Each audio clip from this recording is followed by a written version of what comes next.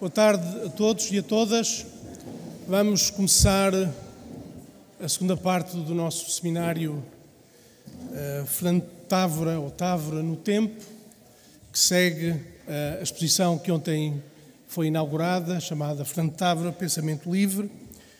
E hoje, nesta sessão que agora se inicia, temos o prazer e a honra de contar com os convidados especiais, como aliás são todos, mas particularmente queria aqui dar uma saudação muito especial ao Ricardo Paes, por estar connosco, ao Gonçalo Birne, por estar aqui também connosco, dizer que não vou apresentá-los, nem vou dizer o currículo deles. Toda a gente sabe que o Ricardo Paes é um encenador e um ator extraordinário, com um currículo e com uma carreira sem paralelo no nosso contexto e em outros contextos, já agora. E toda a gente sabe que o Gonçalo Birne foi presidente da Ordem dos Arquitetos até a semana passada e é um arquiteto com uma carreira e um trabalho extraordinário também, já com largas décadas. E, portanto, estão apresentados. Depois, se quiserem pedir autógrafos, tem que ser no fim da sessão.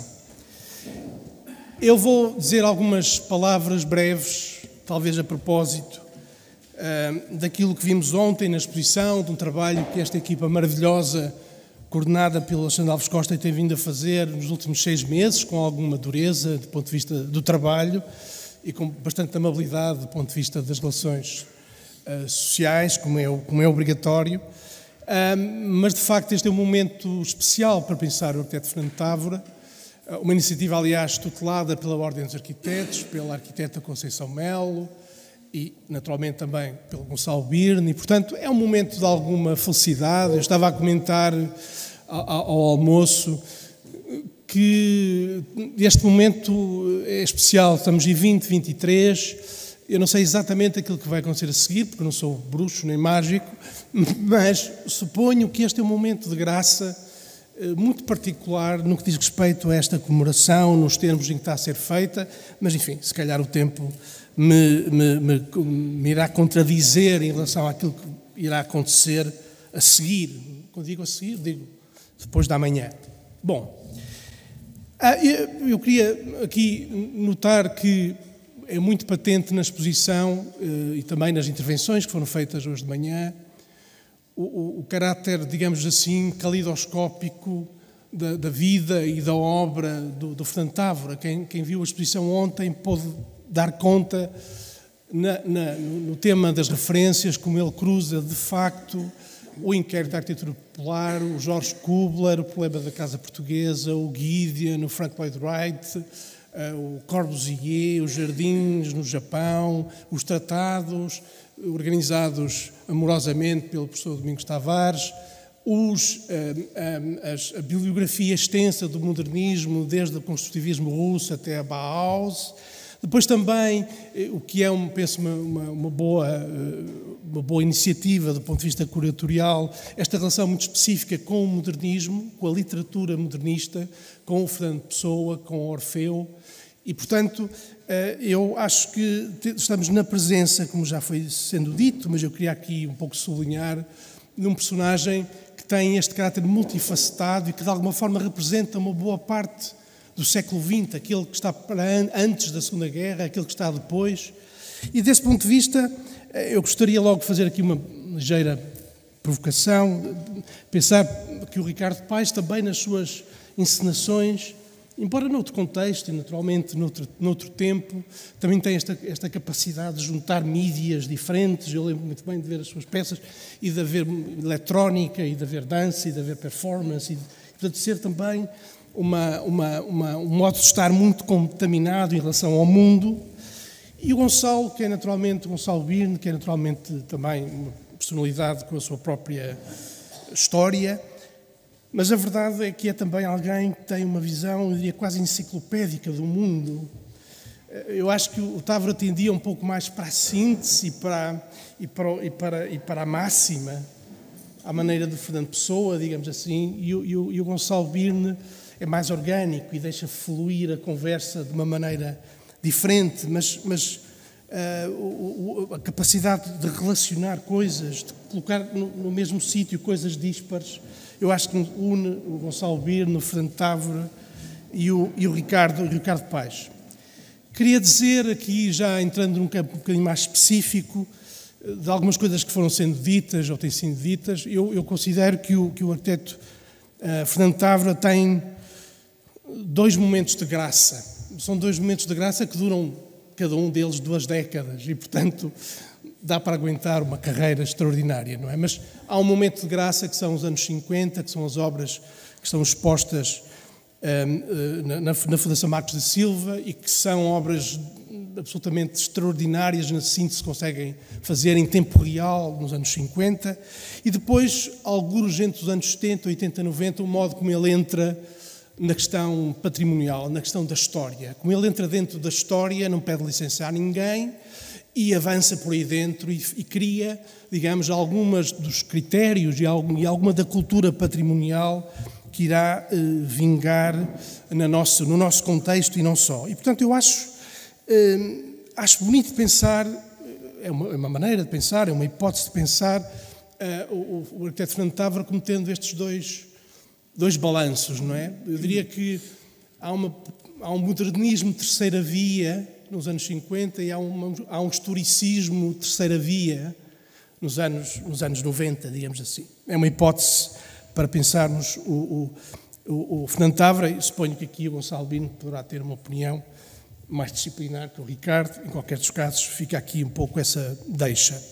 Queria também dizer algo que o professor Alves Costa ontem sublinhou muito e que, na verdade, corresponde também àquilo que eu já escrevi e que eu penso, é que não é possível falarmos do Fernando Távora sem falarmos do Fernando Pessoa. Não só porque ele é um colecionador, pronto, e poderíamos, qualquer um de nós, enfim, mais ou menos inteligente, poderia ser um colecionador, mas ele o Fernando Távora integra o gosto pelo paradoxo e pela contradição e pelo poema, já agora, na sua vida e na sua obra. Eu, por exemplo, gosto de dizer que uma das frases que nós mais amamos na arquitetura, que é em arquitetura o contrário também é verdade, é uma frase que ele vai buscar, digamos assim, ao Fernando Pessoa, que diz em literatura ou na arte, não sei bem, já não me lembro, o contrário também é verdade. E, portanto, é muito pessoano, é muito... tem essa gravidade da contradição, não estou a falar da heteronomia. O Alexandre ontem falava de desdobramento de personagens. Eu acho que essa é uma forma provavelmente mais afinada de considerar essa relação genealógica com o Fernando Pessoa e já agora também com o Eduardo Lourenço, não é? O Eduardo Lourenço dizia: o homem é um ser dividido, e o conceito de heterodoxia é feito a partir desta ideia de que o homem é um ser dividido e eventualmente é aí também que nos podemos encontrar com o Fernando Távora, embora ele sendo dividido, ele depois juntava as peças todas muito bem e sorria à volta disso. Mais uma ou 2 pontos, só para deixar aqui uma impressão na conversa e para fazer um pouco da síntese da manhã e das conversas de ontem. A questão, para mim, muito cara do ser português, da centralidade do ser português. Os mais jovens, e não estão aqui muito jovens, mas fica aqui a mensagem, talvez não tenham ideia de como no século XX, desde o século XIX, depois no Estado Novo, depois na democracia, depois na Europa, o problema de ser português, ou a arte de ser português, aflige os arquitetos, os pensadores, mais ou menos os políticos. Esses não se deixam afligir assim tão facilmente, mas digamos que muita da cultura que é feita, muita da arquitetura que é feita, seguramente muito do trabalho de Fernando Távora é sobre a aflição de ser português. É comovente ler nas páginas do diário que ele escreve nos Estados Unidos da América, em 1960, aquilo que ele diz. Ele todos os dias pensa sobre Portugal.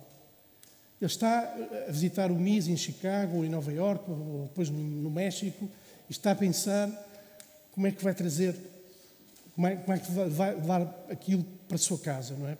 Para a dificuldade de ser português, nos anos 60 ou depois nos anos 70. Ora, o meu ponto, queria aqui deixar também como impressão, é que esta preocupação desapareceu, ou vai desaparecer, ou já não existe. Ou seja, o que eu quero dizer é que aquilo que é o centro da intelectualidade portuguesa do século XX desapareceu.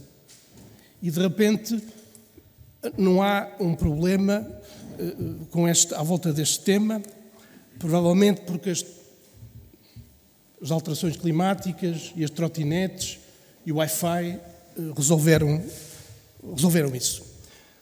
Depois ainda, para terminar, as dicotomias que foram aqui expressas tão bem pela Fernanda, pela Bandeirinha, pela Carlota, pela Ana, entre a tradição e a modernidade, ou entre as pré-existências e a arquitetura nova,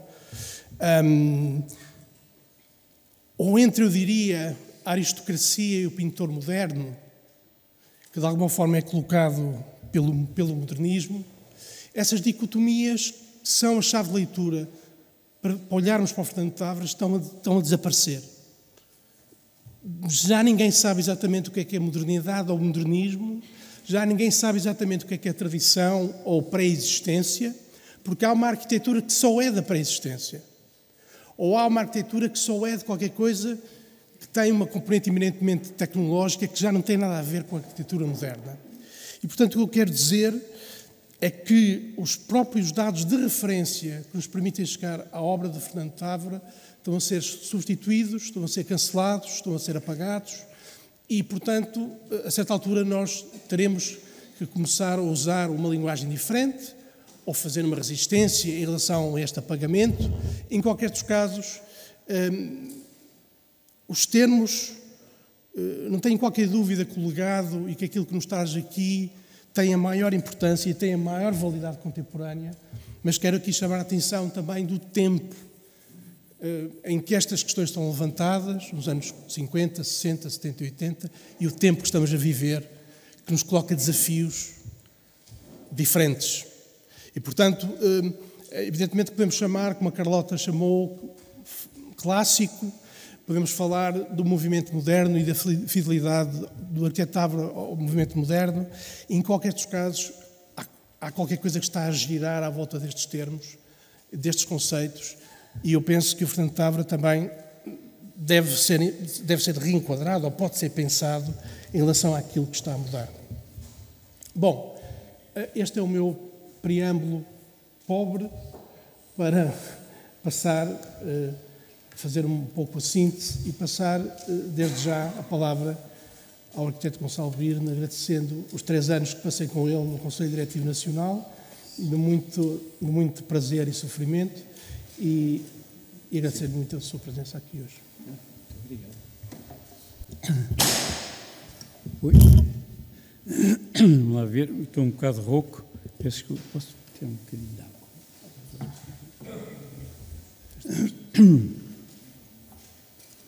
Tive uma semana um pouco complicada com uma rinite, mas que, enfim, já teve piores dias. Obviamente que eu quero agradecer o convite para participar nesta jornada sobre um tema tão extraordinário como esta imagem que estamos a ver, que eu acho que é exemplarmente escolhida para o tema que nos traz aqui hoje, Távora no tempo.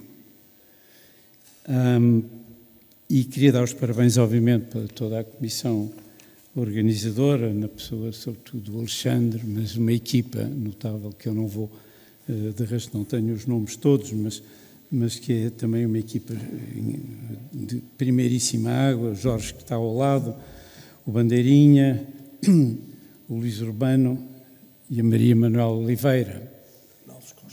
E com o Alexandre, obviamente, a coordenar, e a Ana Alves Costa, que estava aqui na cábula, peço desculpa, Ana, mas eu sabia que estava na equipa.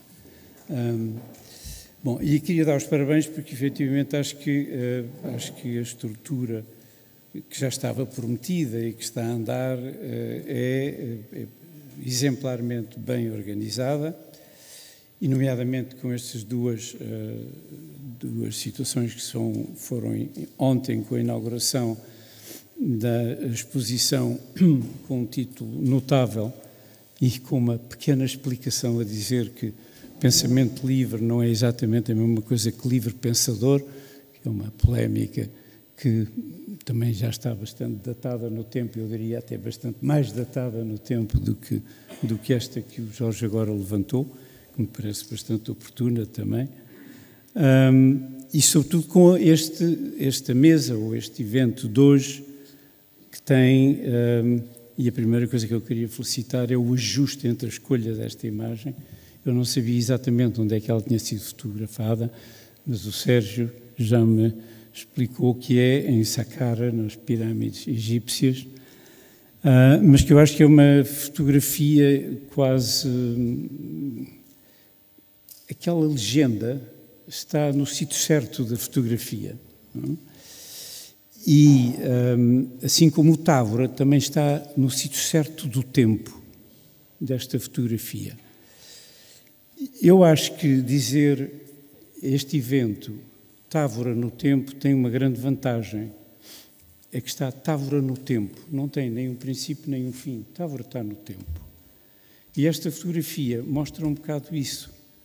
Távora está no tempo. Não se sabe em que tempo. Aqui há um tempo que é dado sobretudo pela direção para onde ele caminha, mas que é, curiosamente, supõe-se a amplidão do deserto, porque ele deixa de costas fragmentos de uma civilização perdida há muitos anos, pedras soltas, e restos de pirâmides que, pelos vistos, não são só fruto da erosão, mas também pelo fruto da própria construção. São pirâmides mais antigas que são construídas de uma maneira aparentemente um pouco diferente das mais posteriores, do período de Gizé, etc.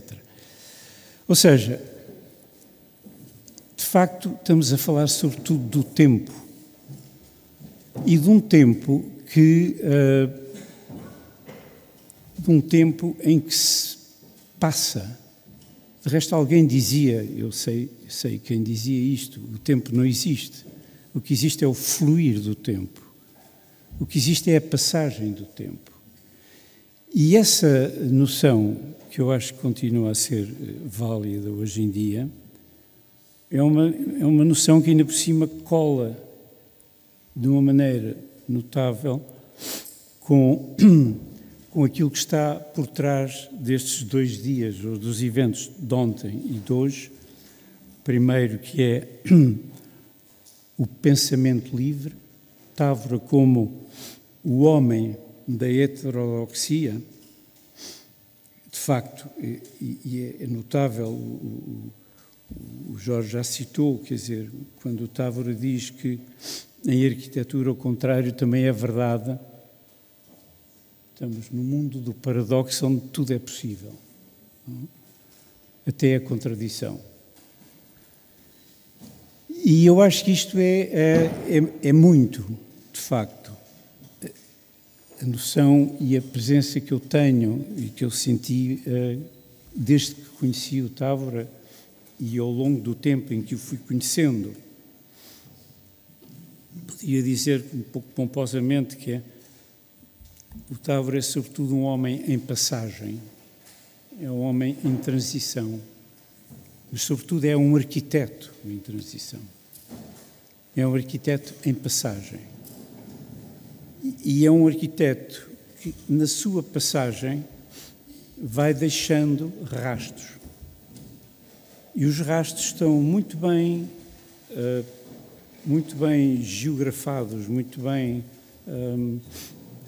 assinalados na exposição, a partir, já não me lembro, de 8 exemplos ou de 7 exemplos, que estão organizados cronologicamente, mas que poderiam até estar organizados de outra maneira, porque eu diria que a cronologia quase que não tem importância, neste caso do Távora, tem mais importância os conceitos que estão por trás da cronologia e a maneira como eles são abordados. Eu já tive a ocasião, logo que cheguei aqui hoje de manhã e vi o Alexandre, lhe dar os parabéns porque ontem mesmo no Jornal Público saiu um texto do Sérgio Andrade, que é um excelente jornalista de arquitetura, que esteve na inauguração da exposição, onde eu infelizmente não pude ir e tenho imensa pena, mas que fez um relato da exposição com base, creio que numa conversa que terá tido com o Alexandre, e que é notável. Um texto curto que o Alexandre ainda não leu, mas que eu já lhe falei nele, porque tu disseste-me que ainda não tinhas lido, e que eu acho que é de facto extraordinário, porque mostra um pouco isto. O que é que eu queria dizer? Távora no tempo, mas sobretudo Távora também com o tempo e dentro do tempo. E as obras que aqui são faladas são obras que afrontam temáticas diferentes, em sítios diferentes, das quais nós tiramos ilações da sua relação, quer com o sítio, quer com o próprio tempo também. Mas são ilações que nós tiramos. As obras estão lá e vão continuar. E vão continuar a sobreviver, possivelmente até a ter releituras, não sabemos, porque hoje já começam a ter releituras. Estas releituras do texto de ontem do Alexandre são releituras, não são leituras feitas na altura em que as obras foram feitas. E, portanto, esta noção de uma coisa que me parece muito interessante e que junta um pouco porque o Jorge disse bem, dois tempos. O primeiro, que é o tempo dos anos 50, 60 e que tem a ver com as primeiras obras, e depois, pouco a pouco, vai-se entrando no tempo do património. Mas, efetivamente, as primeiras obras também não se fala de património, mas há património. Claro que são obras de raiz, são obras novas, mas há uma paisagem que existia, há um contexto que existia, há uma pré-existência e há uma pós-existência. E isto é uma das primeiras lições que eu aprendi do Távora e que está muito ligada à Escola do Porto, que é o arquiteto, a arquitetura está na transição da pré-existência para a pós-existência, está na transformação da pré-existência para a pós-existência. E é claro que isto faz-se com tudo aquilo que depois se começa a atribuir às releituras das obras do Távora, porque de facto ele é exemplar. E um dos primeiros projetos que coloca isso, e o Alexandre diz, pelo menos no artigo, e estou totalmente de acordo, porque é de facto o primeiro tentativa de construção de uma tese possível, de qualquer coisa que está já para além do modernismo, e que é o projeto de Santa Marinha da Costa. Naquele caso, estamos a falar de pré-existências de 4 séculos, 5 séculos, talvez mais. E há uma percepção muito curiosa em relação a uma leitura da história que nós sabemos que tem pressupostos teóricos que vêm atrás. Já hoje, se não me engano, terá sido a Carlota que falou no Henri Faucon, se não me engano, foi. O Henri Faucon, que é um historiador notável, de facto, é um dos primeiros historiadores que tem uma visão dinâmica da história e do tempo, o famoso livro O Ano 1000, que é um livro absolutamente extraordinário. Curiosamente, não se escreveu o livro O Ano 2000, e podia-se ter escrito, porque nós estamos a transitar do milénio para o outro, e também é curioso perceber como é que a transição do primeiro milénio, segundo Henri Faucon, é uma transição que se joga entre uma crise e uma anunciada apocalipse, e nós chegamos ao final do século XX e não estamos muito longe de uma situação deste tipo, algumas semelhanças, mas de qualquer maneira, o que eu queria dizer é que Faucon foi o professor do George Kubler em Yale, e E Jorge Kubler, obviamente, há outros, Pierre Franck Castel também segue esta linha. Em Portugal, José Augusto de França e a escola dos descendentes de José Augusto de França. E, sobretudo, no Norte, também a história da arquitetura, Alexandre Alves Costa, que é uma visão diferente, que é curioso. Não é a visão do historiador, é a visão do arquiteto, mas que é a visão que entronca numa leitura dinâmica da história. O passado não é sincrónico, o passado é uma acumulação de diacronias, é uma evolução de diacronias. E diacronias em que cada momento histórico representa um corte no tempo desse momento. Em teoria, o termo monumento não tem que ser isso, a não ser que seja, mas é a representação de um momento.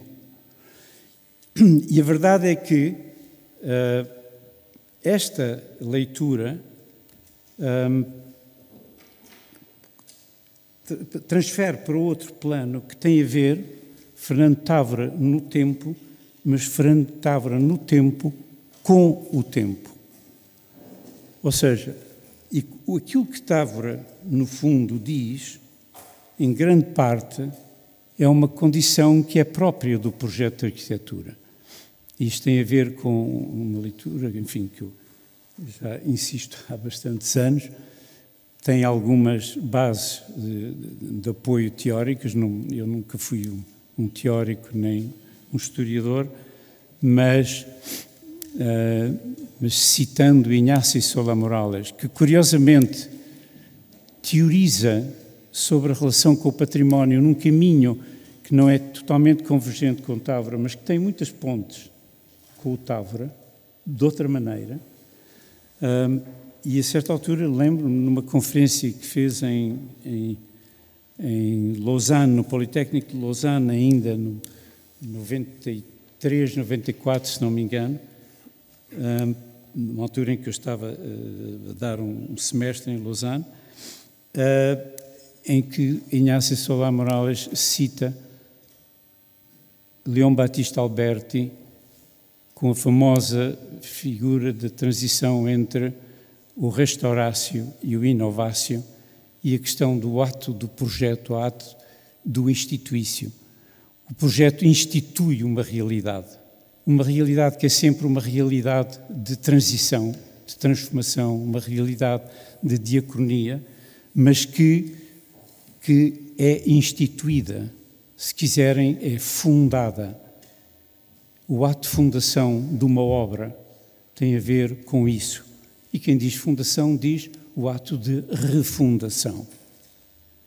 E isto passa-se com uma obra de arquitetura, como passa-se com as cidades, os centros históricos, as cidades ao longo do tempo, que estão, e sobretudo no nosso tempo contemporâneo, estão, eu diria, em acelerada refundação.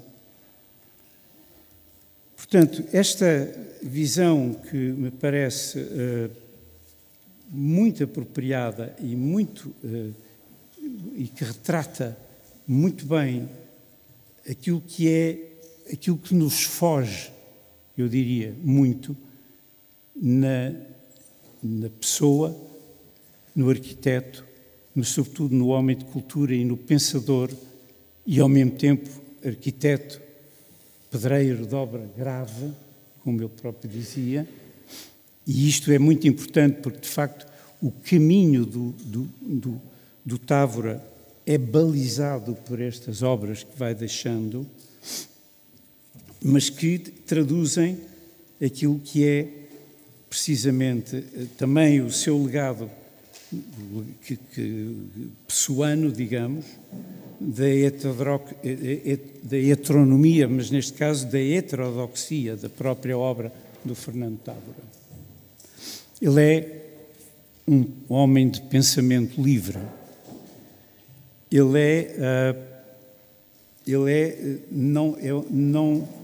É um homem que não responde a padrões comportamentais, de certo modo. A frase é do Alexandre. E ele deixa esta obra a pairar, que é sobretudo, como também o Alexandre diz, uma visão do património como obra aberta. E é isto que eu gostava de falar sobre o Távora, é isto que eu acho que traduz, talvez, a grande contemporaneidade de Távora, porque efetivamente nós estamos a atravessar aquilo que eu às vezes chamo, um pouco aventureiramente, será que estamos no início ou a meio de um novo renascimento? Não faço ideia. Se por acaso estamos, sei que certamente não é o renascimento do século XV, XVI, que é um fenómeno europeu, mas sim, a existir neste momento, será um fenómeno claramente planetário. E, portanto, como sempre, estamos a sair, se é que é o caso, de uma crise para eventualmente entrar noutra qualquer coisa que sabemos algumas coisas sobre o que pelo menos não podem ser, mas ainda não sabemos totalmente o que é que pode ser. E isto interessa-nos, e a mim, e acho que nos interessa, todos os que estamos aqui, a mim também particularmente, porque isto interessa, porque isto toca tudo e toca a arquitetura também. E toca a arquitetura de uma maneira muito visível já hoje. Nós estamos a atravessar na arquitetura grandes transformações e que são, sobretudo, transformações,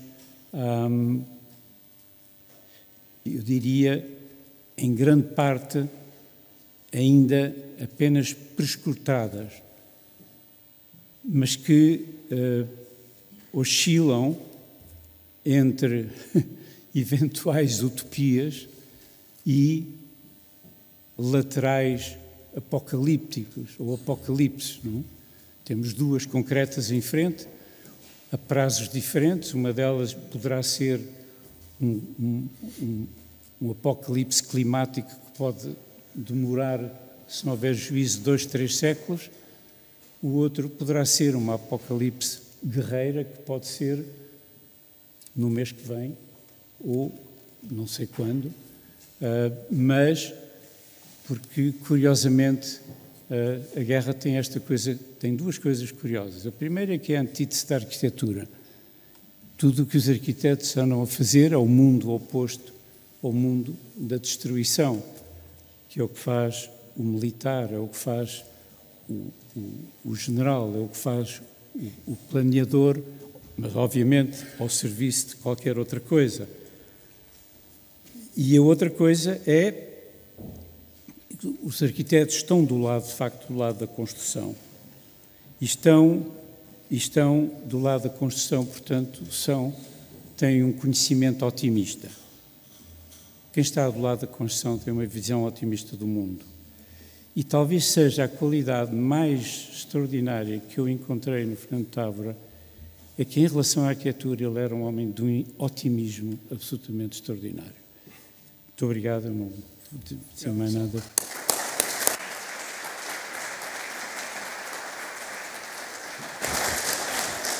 Ricardo, por favor. Então, ao meu conterrâneo, nascemos na mesma terra, eu e o Gonçalo, ao meu conterrâneo e tão admirado colega, eu agradeço imenso tudo o que disse, porque deixou muito pouco para eu dizer. Mas eu vou por um dia e... Estou a ouvir bem agora, assim? Está bem assim? Está melhor? Sim? Ótimo. Muito bem. Então, em primeiro lugar, queria fazer uma correção ao meu currículo. Eu não sou ator.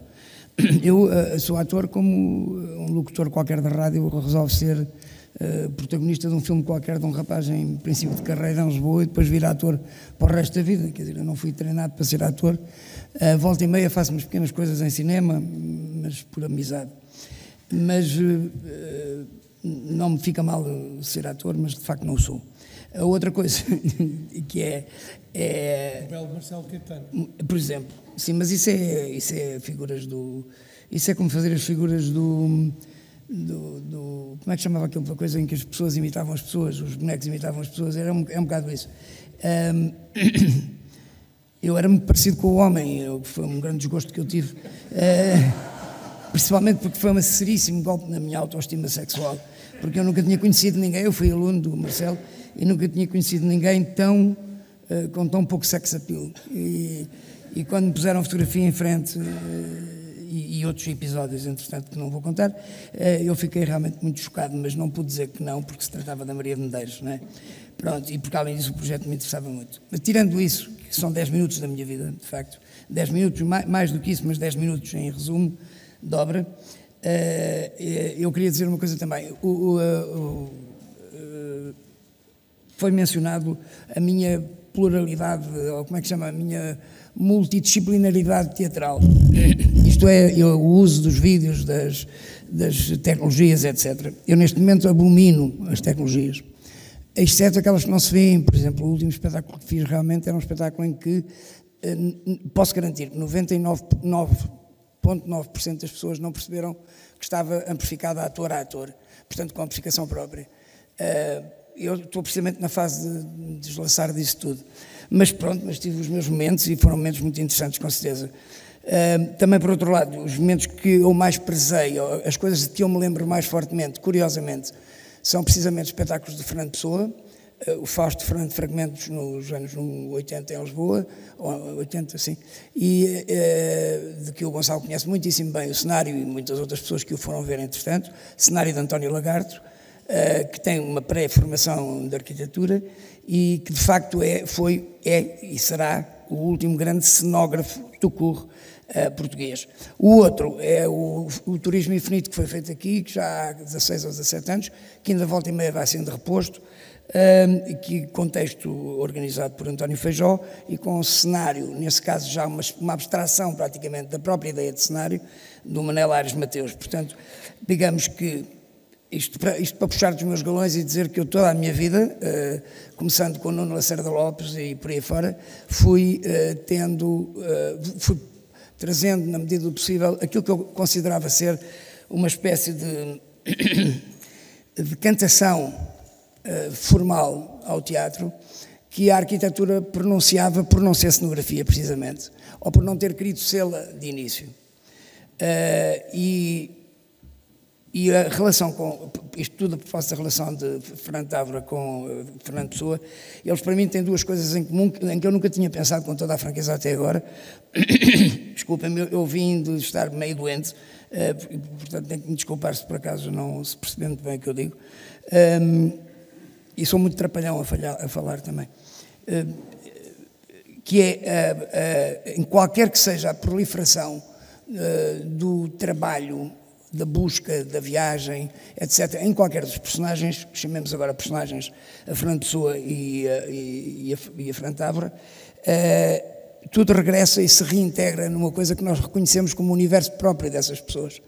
E nesse aspecto eu acho que o que o Fernando Távora tem de semelhante com o Fernando Pessoa é isso. De resto eu não imagino que alguém entrasse em minha casa, e estou a falar da minha casa de Moledo, que o Alexandre Alves Costa e o Sérgio, cujo projeto ofereceram muito gentilmente à minha falecida mulher no dia dos anos dela, nos anos 80, e que construímos, que foi a única casa que construímos de raiz, em que, portanto, podemos ter a experiência de aturar os arquitetos desde o princípio. Normalmente nos outros eles entraram mais tarde. Pronto, e foi também onde eu ganhei mais respeito, efetivamente, pela obra, fosse ela qual fosse, respeito esse que eu sempre cultivei e respeito que eu sinto, era uma das coisas que se sentia em tudo, até nas euforias aparentemente mais infantis ou mais materiais do arquiteto Távora, que eu sinto que é o que me liga bastante à memória dele, que é uma memória fortíssima. Em primeiro lugar, eu conhecia muitos arquitetos que estão aqui presentes e outros ainda, muitos de Lisboa também, enfim, eu aponto para ali, o Gonçalo não se pode dizer que seja um arquiteto de Lisboa, mas é. Mas conhecia muitos arquitetos daqui, na realidade, e era um tempo em que o Alexandre, e o Sérgio, que eram aqueles com quem eu tinha, o Pedro Ramalho, etc. Nas suas aulas eu tive que visitar algumas por motivos de tema de licenciatura, que eram temas relacionados com teatro, tratava os alunos por tu. E a primeira coisa, quando eu conheci o arquiteto Távora, em que eu reparei, foi o Alexandre dizer: o Sr. Arquiteto quer almoçar, devia ser almoço, porque estava-se quase sempre a falar disso.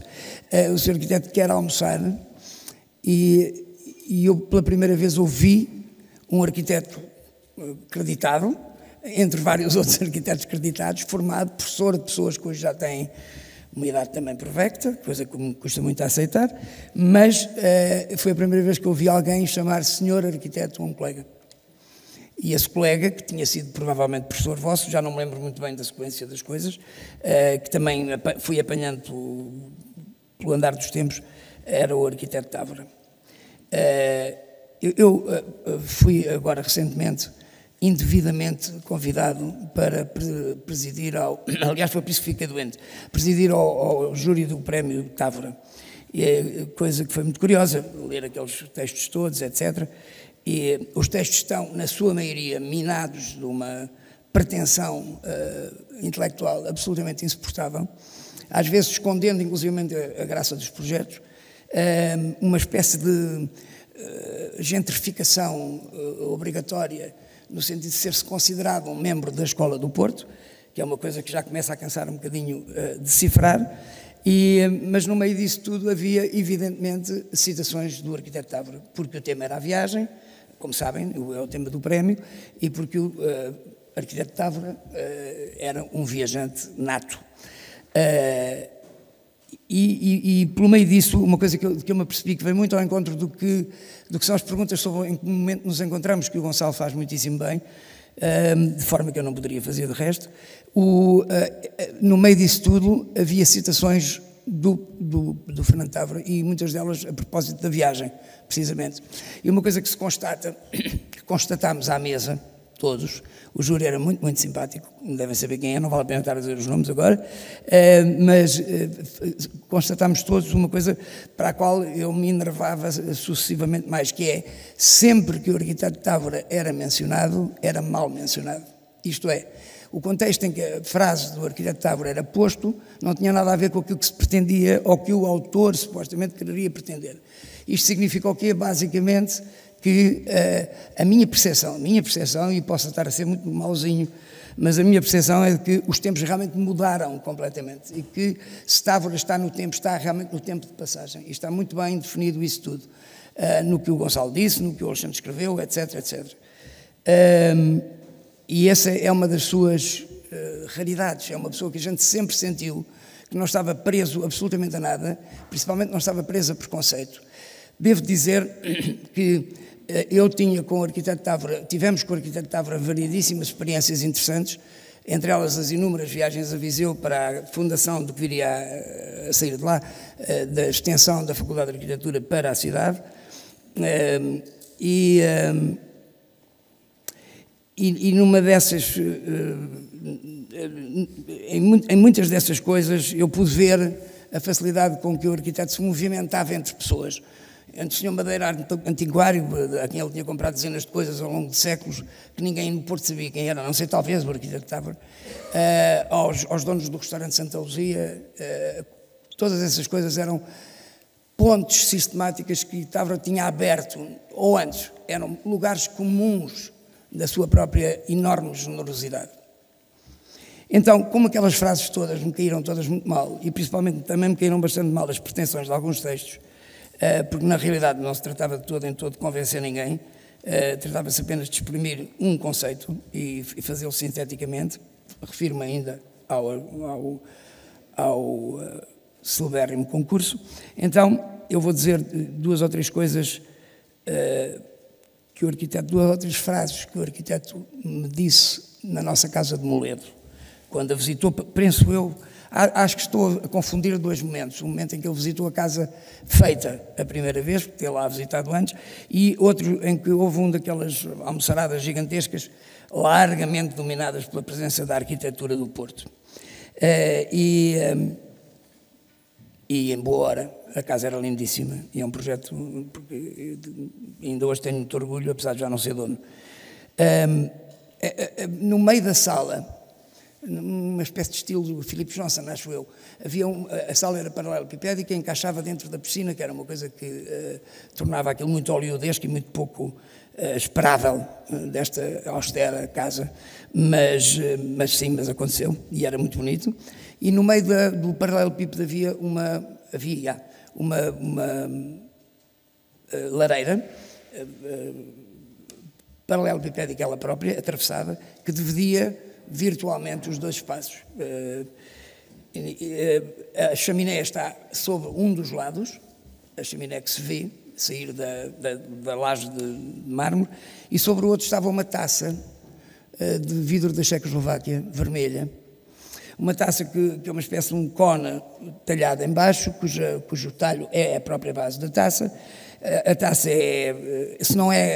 ela ainda existe, por acaso estive a ver uma fotografia dela hoje.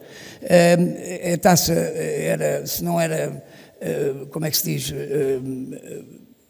em degraus, era pelo menos listrada, e de um vermelho curioso, muito curioso, e era muito bonita, com umas proporções fantásticas. A base era muito, muito fina, ela era muito, muito exageradamente inclinada, vamos lá, se pode dizer, e estava habilmente colocada na ponta, imaginem, deste tampo da construção para a lareira. O arquiteto Távora disse: uma taça muito bonita. Eu disse: sim, acho que é uma coisa checoslovaca, parece-me que já era vidro reciclado. Não tinha assim um brilho por aí além, mas era bonita de facto. E ele disse, deu-me um amigo meu, que por acaso estava lá, e ele disse: um bom amigo. A segunda frase é: a comida sabe melhor em casas com piscina. E a terceira, que é a mais acolhedora delas todas, é: a casa está feita. Quando estávamos todos sentados, não sei se é a mesma refeição da piscina ou não, mas quando estávamos todos sentados, já toda a gente se tinha feito à casa, porque eram bastantes pessoas a almoçar normalmente ou a jantar nessas ocasiões, e estava tudo feito à casa, ou fora ou dentro. Estava-se mais dentro do que fora, porque é moledo, claro, mas a partir desse momento, e estando a refeição praticamente terminada, tendo as pessoas ido às casas de banho, tendo circulado pela casa, sentindo-se que não era a primeira vez que lá estavam, ele disse: a casa está feita. Há um último episódio, que é uma ida à Ínsula, a que eu não pude ir porque estava doente, mesmo. E então foram os meus filhos, a minha mulher, o Alexandre, o Sérgio, etc. Foi tudo por ali fora, numa barcaça, para verem a fortaleza, que é o que aquilo é, não é? Suponho eu, o forte. E o arquiteto tinha dito ao Simão, que é o meu filho mais pequeno na altura, era um gorducho muito bem disposto, ainda é muito bem disposto, e Simão, temos que encontrar um pratinho que eu lá vi da última vez, que eu achei que era um prato que estaria afixado a um sítio qualquer, talvez a um teto, eu não sei se é, porque eu acabei por nunca ir à Ínsula, tendo perdido essa oportunidade única. O pratinho, perguntei ao Simão agora, se ele se lembrava se tinham encontrado o prato, e ele diz não, que o arquiteto estava muito furioso porque não encontrava o prato.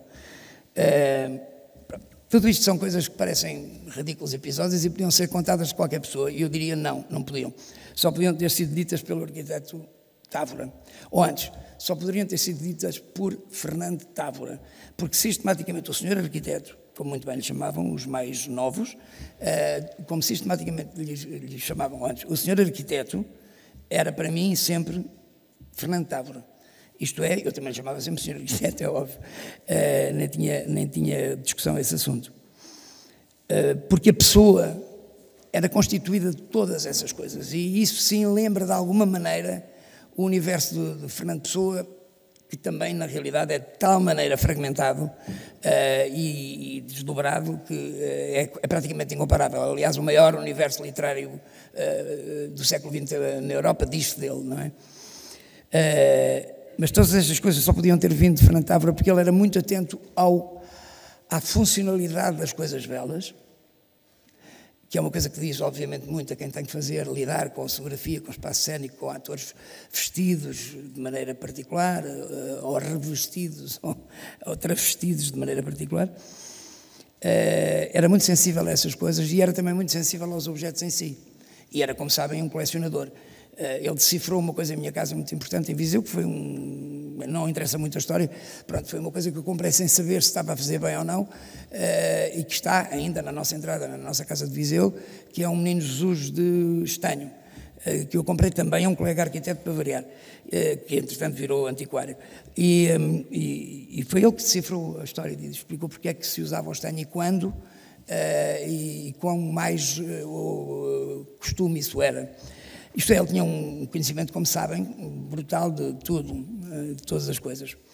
Eu devo dizer que, quando vinha para aqui com o Nuno Lacerda Lopes, o Nuno lembrou da exposição que fizemos. Eu no dia disse ao Luís Urbano, ou lembrei ao Luís Urbano, que sabia, aliás, que ele tinha feito uma exposição rara na altura dos seus desenhos de viagem, do seu carnê de desenhos de viagem, em Viseu, na Casa Museu Almeida Moreira, por iniciativa da área urbana, que na altura já se chamava Fórum Viseu, que foi o projeto com o qual a cultura me reenviou de volta à casa onde eu já estava, de facto, à casa dos nossos pais.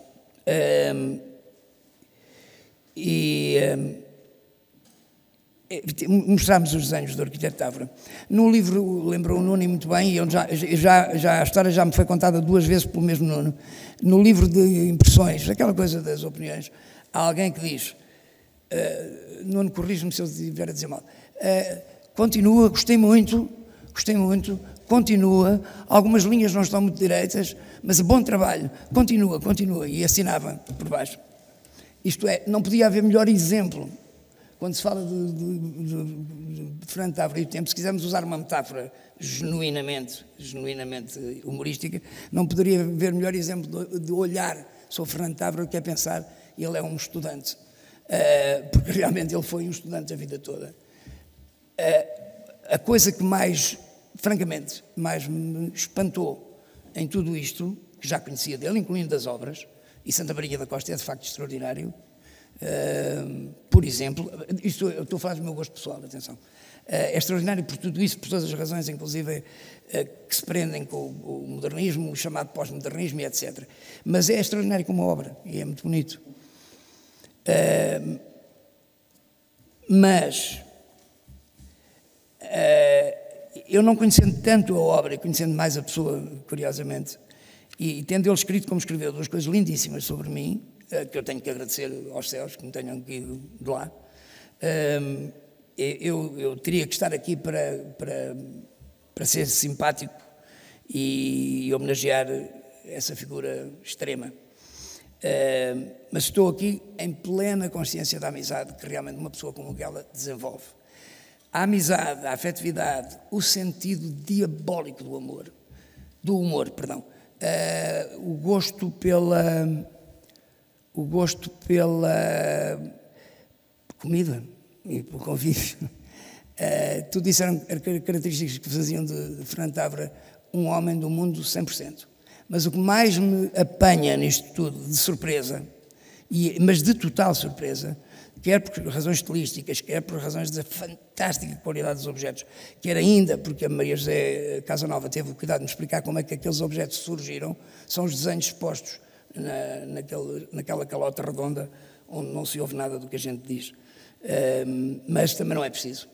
Por acaso estava a passar a última lição do arquiteto Távora, que eu espero bem que se transforme rapidamente, já que temos tanta tecnologia à disposição, numa coisa acessível, em linha ou de outra forma qualquer. Os desenhos são extraordinários e foi-me explicado para Maria José que ele desenvolvia um tema qualquer naquelas fantásticas aulas e ia desenhar um pedaço mais e depois continuava a desenhar em cima daqueles desenhos. Os desenhos são brutais do meu ponto de vista, eu não sou ninguém para dizer, mas já disse, são brutais. E dão-me conta, sendo coisas de 92, 93, que o artista, o grande artista por detrás de Fernando Távora, esteve sempre lá mais do que qualquer outra coisa. E todo o grande artista é um grande amigo. Obrigado.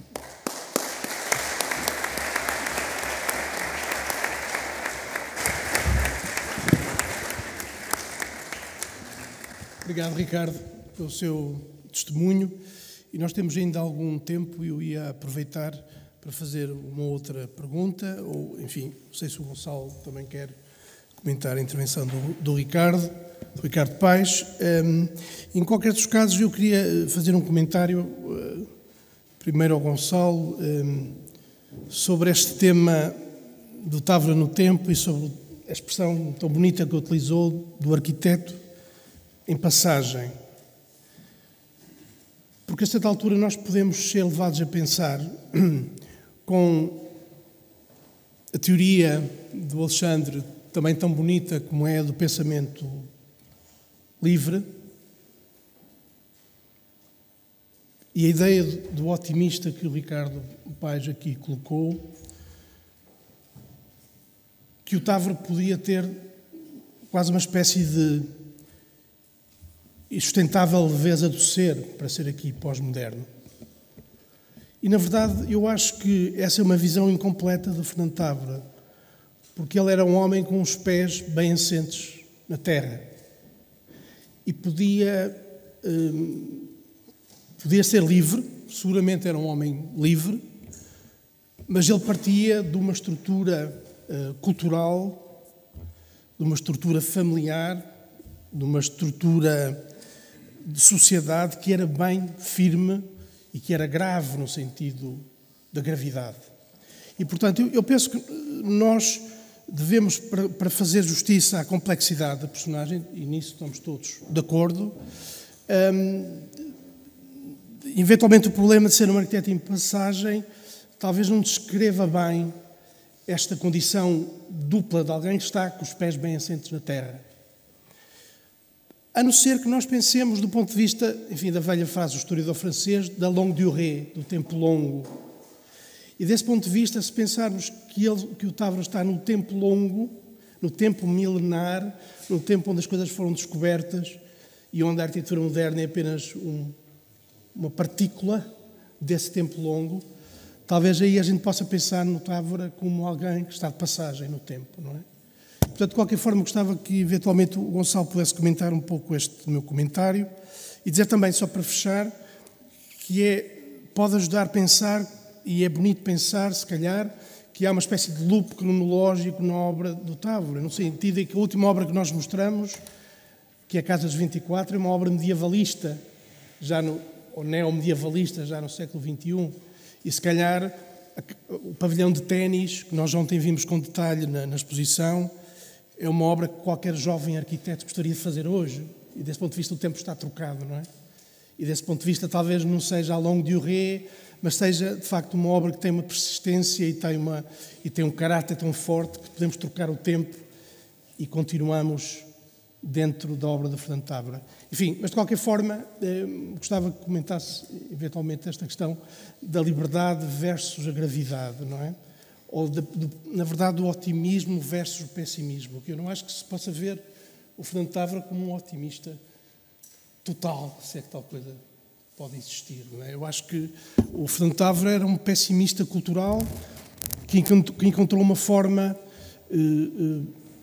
sem paralelo de viver a vida com alegria e com beleza. Mas eu acho que esse pessimismo e que esses pés bem assentes na terra o ajudavam, paradoxalmente, a ser um homem bem disposto com o mundo.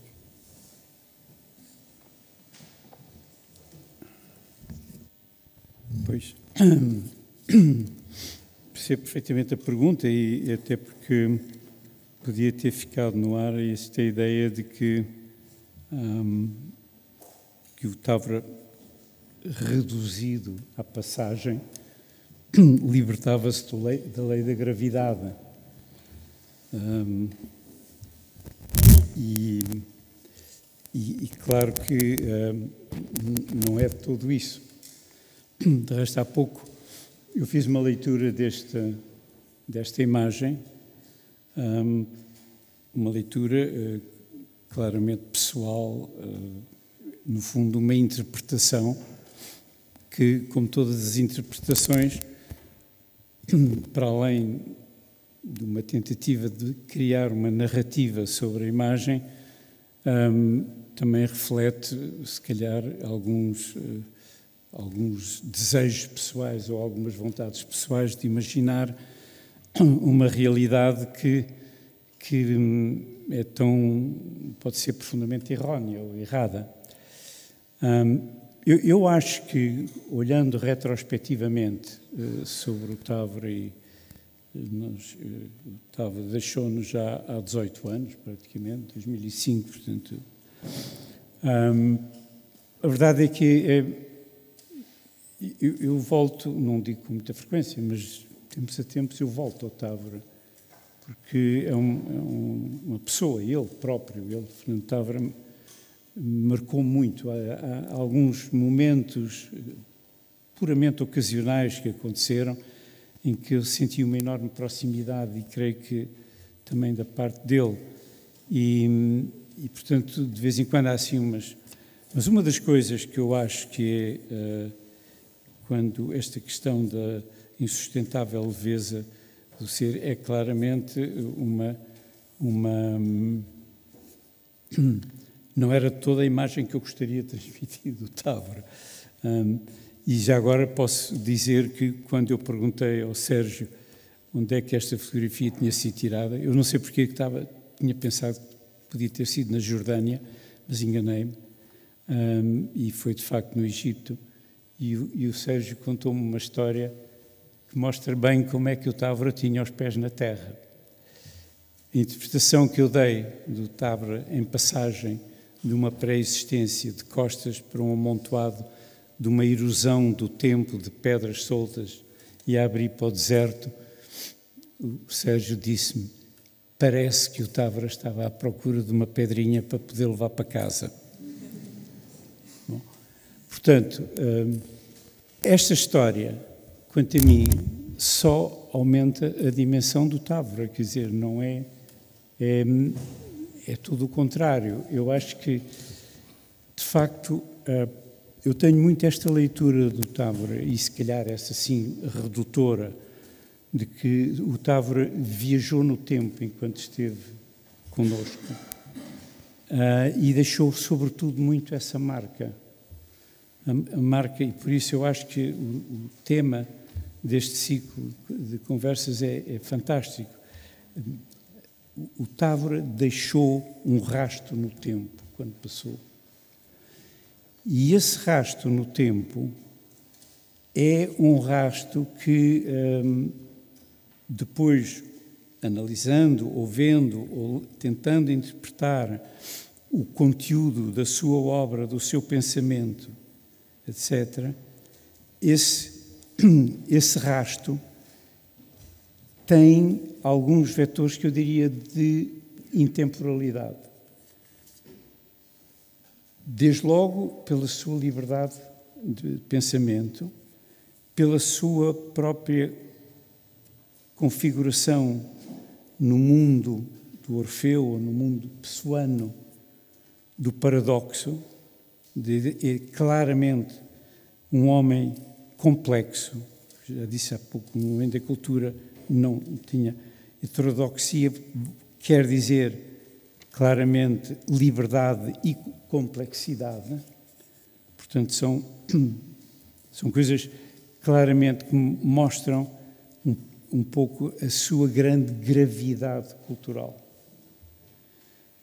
Se isto ganha foros de intemporalidade, não faço ideia, porque eu não sou bruxo, não consigo adivinhar, mas eu diria que em tempos de grandes incertezas que estamos a atravessar, em tempos de grande perplexidade, por um lado, otimismo, eu dizia há pouco, entre utopia e apocalipse, claro que isto é uma linguagem claramente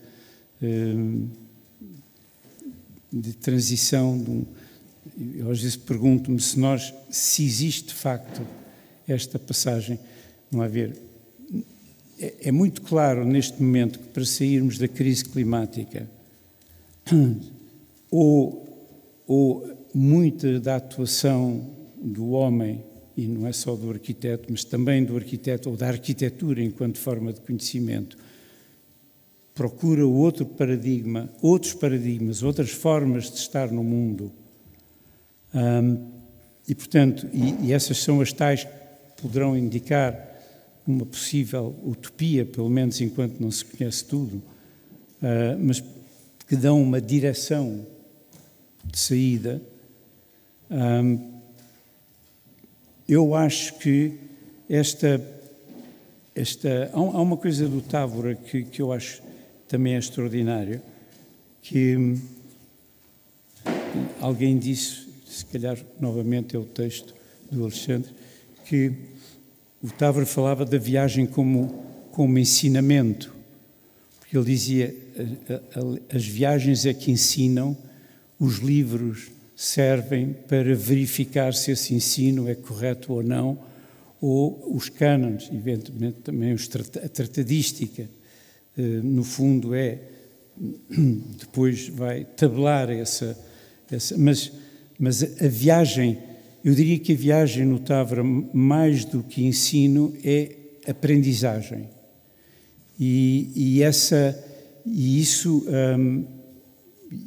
eu creio que a noção da dinâmica do tempo, de perceber que estamos inseridos numa dinâmica do tempo e que esse tempo é sempre uma oportunidade de aprender, como eu costumo dizer também dos projetos.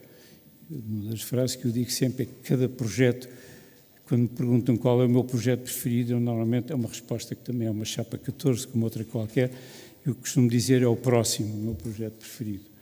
Mas no fundo, o que eu também costumo dizer é que os projetos são, além de tudo, momentos de aprendizagem importantes. E esta visão num período de transição como este, eu acho que poderá dar alguma intemporalidade ao legado do Távora, sobretudo, eu diria, de intemporalidade numa contemporaneidade de grande incerteza e de grande transformação. E isto eu pessoalmente acredito, enfim, se calhar com base no tal otimismo, que eu acho que todos nós temos um pouco no fundo, senão já teríamos mudado de vida, mas que existe e que o Távora tinha, não tenho dúvida. A mim, o que me ocorre pensar, para além de tudo mais, agora, é que a pedrinha que o arquiteto Távora andava a procurar é como o pratinho que ele queria ver na Ínsula. Com uma diferença, o pratinho era uma coisa que ele sabia que era bonito e provavelmente classificaria melhor que ninguém como pelo seu valor, digamos, antiquário, lato sensu, e que teria um medo que nos assalta a todos e sobre o qual, aliás, ele tinha uma frase muito célebre que eu não vou citar, que é o medo do desaparecimento do património, do sacrifício do património. E provavelmente ele sabia que aquele pratinho, penso eu agora, porque na altura não pensei muito nisso, que o pratinho provavelmente alguém já o teria roubado ou iria ser roubado e que muito, certamente, alguém que não tinha noção nenhuma do valor do prato. E nesse sentido, a procura da pedra é quase a mesma coisa, digo eu. Não foi com certeza buscar apenas um souvenir, porque isso podia com certeza comprar numa loja qualquer na vossa viagem ao Egito, mas terá sido a vontade de levar consigo uma coisa qualquer que marque o tempo e que tenha personalidade própria. O que se vê nos desenhos de viagem, por exemplo, é muito isso. É a necessidade de fixar as formas que de alguma maneira expressam aquela época e aquelas práticas de pintura ou de arquitetura ou até da própria paisagem, mas fundamentalmente o que fixa para nós num sítio qualquer que os que desenham têm a sorte de poder ser o desenho, de maneira a que ela seja identificável mais tarde ou mais cedo com o lugar e, portanto, que o lugar se mantenha vivo, eventualmente corrigido que esteja pelos livros, como o Gonçalo muito bem disse, ou aliás, como ele próprio terá dito. À parte disso, eu acho que todos os universos são flutuantes. Isto é, nós temos que, muitas vezes, quando se fala do universo pessoano, como se pode estar a falar de Fernando Távora, estamos a falar, apesar de tudo, quase de categorias filosóficas, ou de conjuntos de categorias filosóficas. Já estamos numa área em que a produção a todos os níveis, até e talvez sobretudo a nível do humano, e nomeadamente não se falou aqui muito hoje, mas está farto de se falar, obviamente, e é por isso que estamos aqui na sua atividade docente, essa passagem das coisas, essa transmissão do conhecimento, mais que estes desenhos daqui hoje me asseguraram o que eu já teria entendido, ou já deveria ter entendido, que é o ensino, o próprio ato de ensinar pode ser uma fonte inesgotável de criatividade imediata, e nesse sentido toda a noção de tempo acaba por implodir ou explodir, como queiram, e acaba por nos garantir pelo menos que estamos a falar do personagem certo quando estamos a falar de tempo, que foi o início penso eu, se percebi bem, Gonçalo, foi o início o ponto de partida do Gonçalo para a sua belíssima intervenção. Eu não teria muito mais para dizer, realmente. Não sei se me querem perguntar mais alguma coisa daqui. Eu queria só fazer um último pedido de comentário, enfim. Queria aliás, citar um autor e um conceito que foi aqui introduzido de manhã pela Carlotta Torricelli, que é o George Agamben, e a sua definição de ser contemporâneo, em que a ideia, simplificando muito, é que ser contemporâneo é não pertencer totalmente ou verdadeiramente ao nosso tempo, não é? Portanto, um gosto por um certo anacronismo, voluntário, assumido ou consciente. E, de alguma forma, aquilo que o Ricardo disse ser a sua última fase da sua obra, largando a tecnologia, faz-me pensar um pouco nesse ser contemporâneo do Agamben. E se calhar o Távora também tinha isso inscrito. Não é? Tem mais que ver, curiosamente, com uma afirmação do Ionesco, of all people, de todas as pessoas possíveis, que está citada, aliás, numa espécie de nota biográfica que Pedro Sobrado teve a gentileza de escrever sobre mim, para eu não ter que produzir currículo, e que sabe como Ionesco que já está fora de moda quem pensa que é um contemporâneo no seu tempo. Que é uma coisa que de alguma forma corrobora o que está aqui. Tenho muito gosto em encerrar a sessão, agradecer ao Ricardo Paes, ao Gonçalo Birne e a todos, paciência e projeto.